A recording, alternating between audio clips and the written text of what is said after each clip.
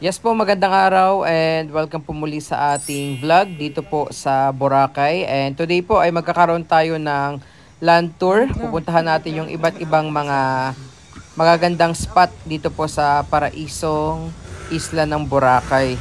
So yung binayad natin dito po ay 1,500. Yan po ay good for 3 hours na land tour. Kung hindi po ako nagkakamali, parang nasa 500 per hour po yung tour dito po sa Boracay, and ito po yung sasakyan ninyo, no, yung kanilang e-trike dito. So tara po, samahan nyo kami and hopefully po ay mag-enjoy kayo sa pamamasyal natin dito po sa iba't ibang mga spot dito po sa Boracay.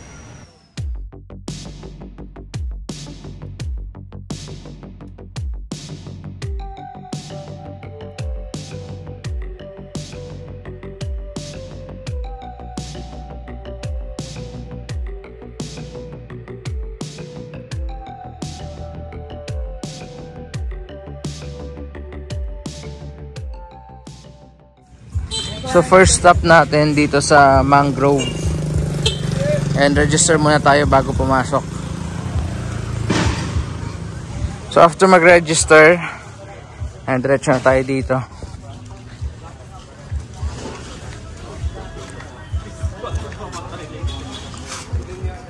So dito tayo ngayon sa boardwalk, yung mangrove park nila dito na sa Boracay.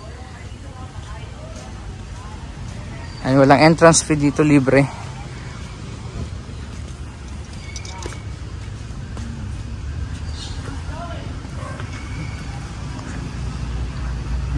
Ganda nung boardwalk nila kasi concrete. Ayan, pakita ko muna sa inyo yung mga naglalakihang mga mangroves dito.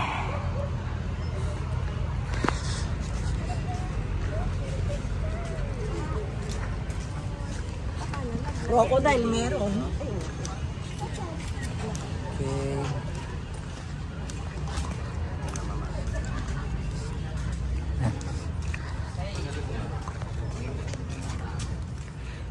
So ito yung paligid dito sa Mangrove Forest Park ng Boracay. Ayan yung pinaka-spot talaga na pwede mag-picture, oh.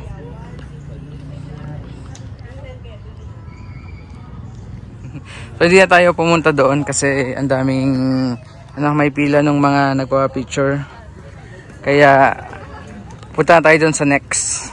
Kasi may 3 hours yung tour natin. Dali, ito ka.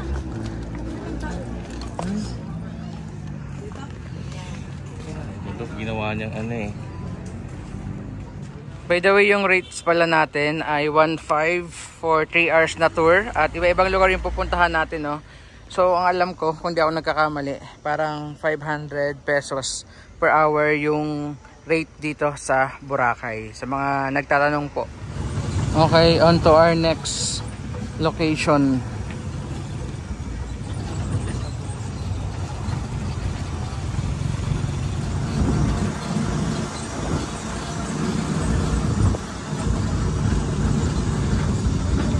Yeah, ito ba yung Ati Village ko yan, no? Ito yung Ati Village dito sa Boracay.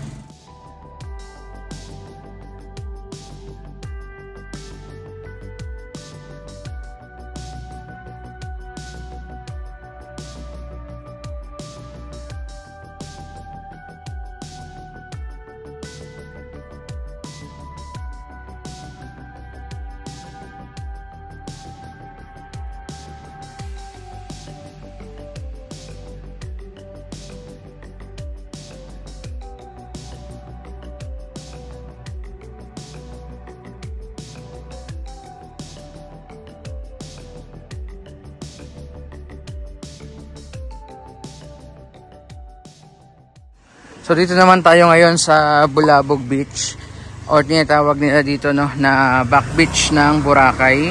At pakita ko lang ulit sa inyo yung tinatawag din nila dito na Dramatic Road. Ito yun. So walang maayos na kalsada dito before. And after nga ng Boracay rehabilitation, ayan, kita nyo naman, no, ang ayos ng sidewalk, maayos na yung kalsada, very accessible na yung area papunta dun. Ito yung puntahan kapag habagat season kasi medyo maalon doon at sobrang mahangin sa kabila, no, sa front beach, kaya dito nagpupunta pag habagat season. Ayan.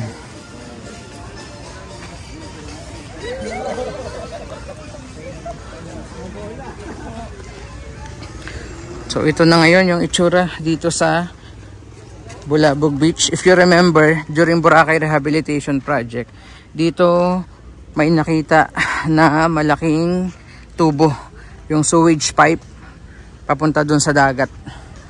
And ayan, mababa yung dagat natin at ganda na po ng panahon, maaraw na maaraw.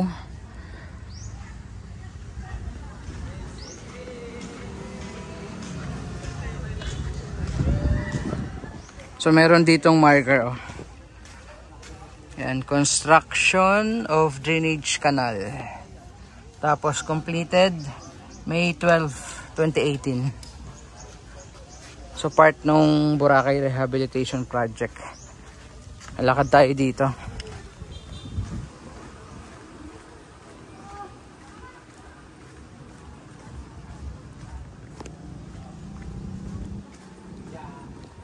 Ito yung gilid pala ng Bulabog Beach.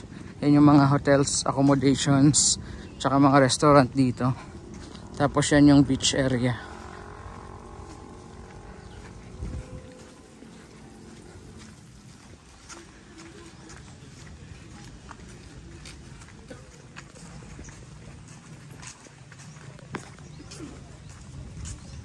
Ang ganda dito.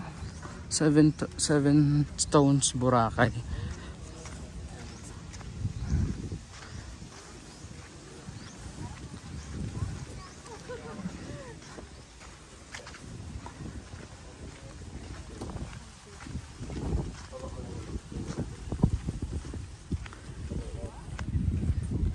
So compared dun sa front beach, station 1 to station 3, dito sa Bulabog Beach o back beach po, no, medyo mabato. White sand pero mabato lang yung buhangin. Ayan, ang haba rin ito. Gusto nyo maglakad papunta dun. Ito yung sikat na nyog dito sa Bulabog Beach. At yan yung pila ng mga gusto magpa-picture po. Ayan, oh. Gusto nyo?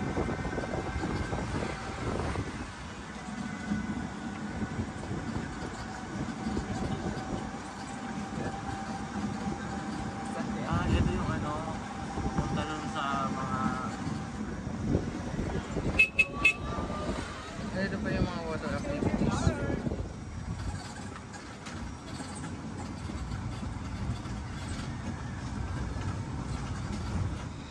So pagkagaling natin doon sa Bulabog Beach, dito naman tayo sa Mount Luho Viewpoint.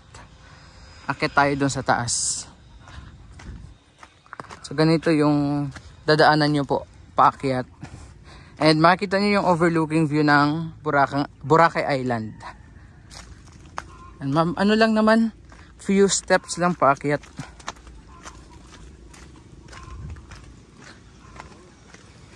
Ayan, simentado naman pala paakyat yung hagdan.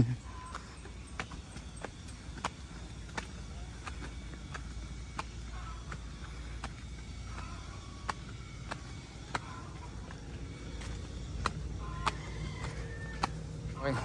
So nagbayad lang tayo doon ng entrance na 120 pesos. Sabi ni Kuya, kami daw yung pinakauna today na papasyal dito.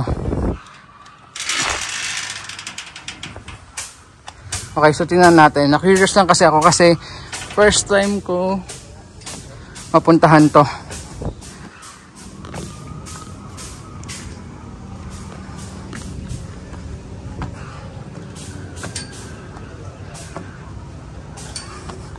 Wow! Ganda. Ayan o. So dito pa lang. Yeah, so kitang-kita mo yung overlooking view ng Bulabog Beach. Yan po. Tapos sakit pa tayo. Doon talaga tayo sa pinaka viewing deck. Yan. Tayo ang kauna-unahang bisita today. Ayan, ganda. So ito yung makikita nyo dito, no, na 360 degree view. So tanaw din natin yung New Coast. Ayan.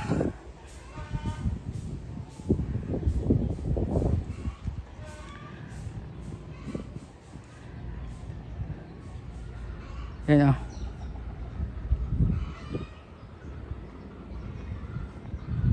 Tapos yung kanina,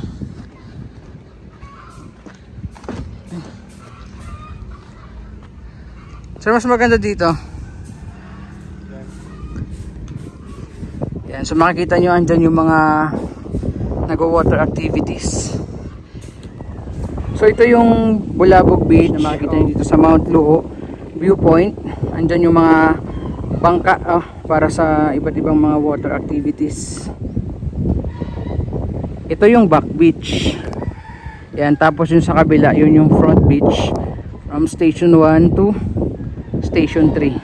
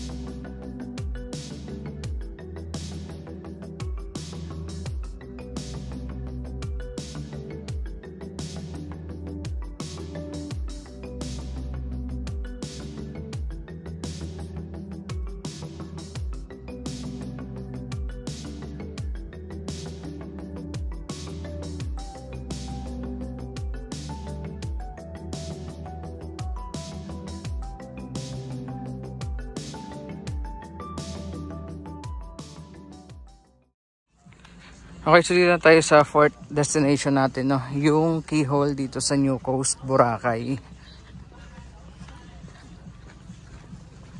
Ganda nung pathway doon, papunta doon sa butas. Tapos ito yung private beach, no? Dito sa New Coast po. Ayan. White sand. Ganda. Low tide lang.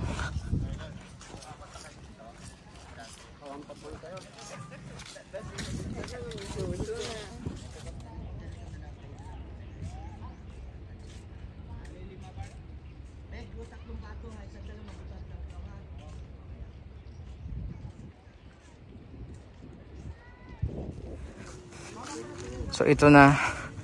Ayan, ito yung pila ata ng mga gusto magpa-picture dito sa keyhole.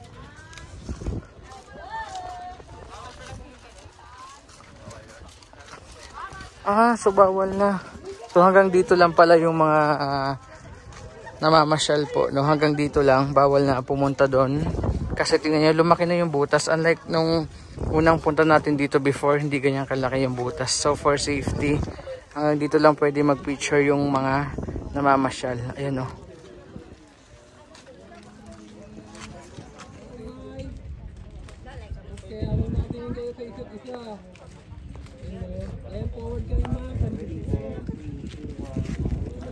So maswerte pala tayo before kasi napuntahan natin dyan.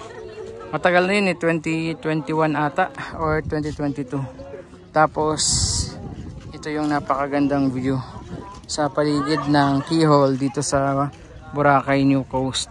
So ito po yung Carabao Island sa probinsya ng Romblon. Yan, tanaw dito yan. Okay, so nakabalik tayo ulit dito sa beach area ng New Coast. Tapos nakita ko yung kagaya nung beach cleaner sa Dolomite Beach po. Ayan. Same na same. Barber surf rake.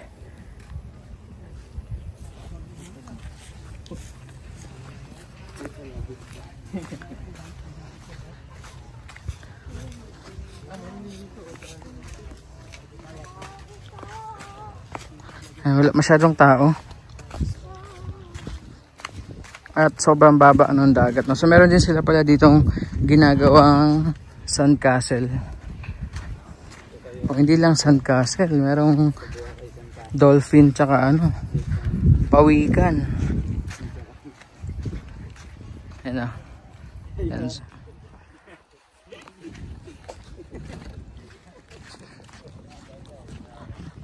Ayan, so kung makikita nyo, andyan pa yung traces ng equipment na panglilinis nila dito.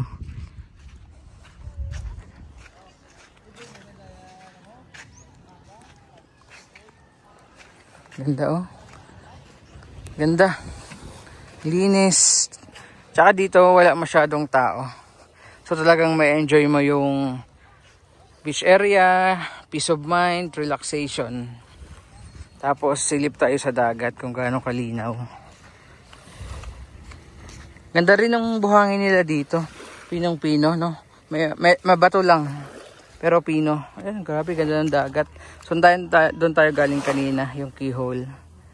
And ayan yung napakalinaw na dagat dito sa Boracay New Coast. Kaganda rin ng mga rock formation.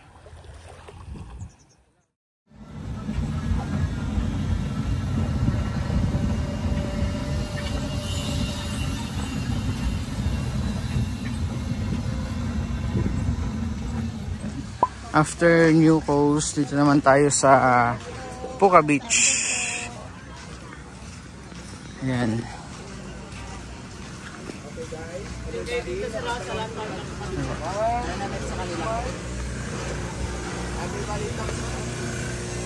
Ganda ng kulay ng dagat, oh.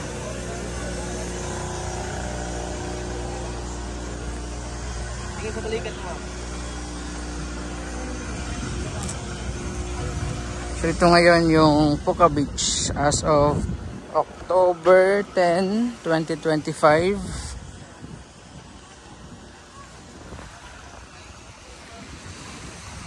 Ayan. So ito yung stretch ng white sand dito sa Puka Beach. As compared sa New Coast tsaka sa Station 1, 2, 3, dito medyo mas ramdam mo yung mga tipak ng corals, ano, mga limestone. Parang hawig yung buhangin niya sa Station 3. Mas malaki lang ata dito kasi mas maraming mga corals and bato-bato. Tapos pwede kang maglakad papunta doon. Pero dahil tinatamad na tayo, hanggang dito lang muna tayo sa area na to. And yan yung malinaw na dagat. Yun nga lang, parang malalim agad, no, yung dagat pag naligo ka dito. Unlike sa Station 1, 2, 3. Sige na nga, lakad na lang tayo. Dito na rin naman tayo. So bye-bye lang natin yung stretch ng white sand dito. Papunta doon sa mga bangka. Yan yung mga nag-island hopping. Papunta dito sa Puka Beach. So pwede kayong mag-land tour o kaya sumakay sa bangka, no, kung gusto niyo makapunta dito sa Puka Beach. Ganda ng dagat, ganda ng kulay ng dagat at napakalinaw. Ganda rin ng mga rock formation dito sa gilid. Tapos ayun yung mga banig.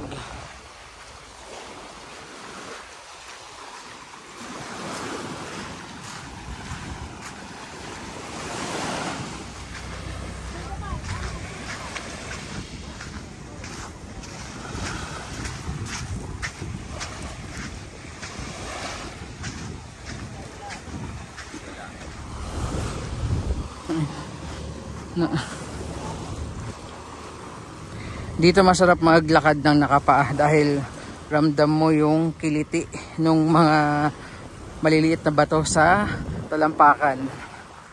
Ayan. Oh, sarap dito, may mga duyan.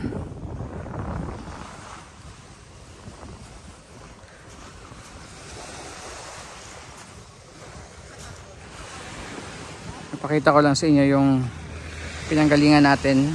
Ganda no?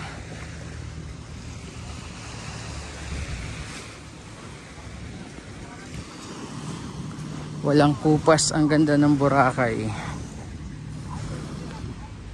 So ayan yung mga nag-island hopping. Diyan yung bangka. Tapos may pangalan dito na Puka, meron din dun sa kabila. Gawa sa kahoy. Tapos yan.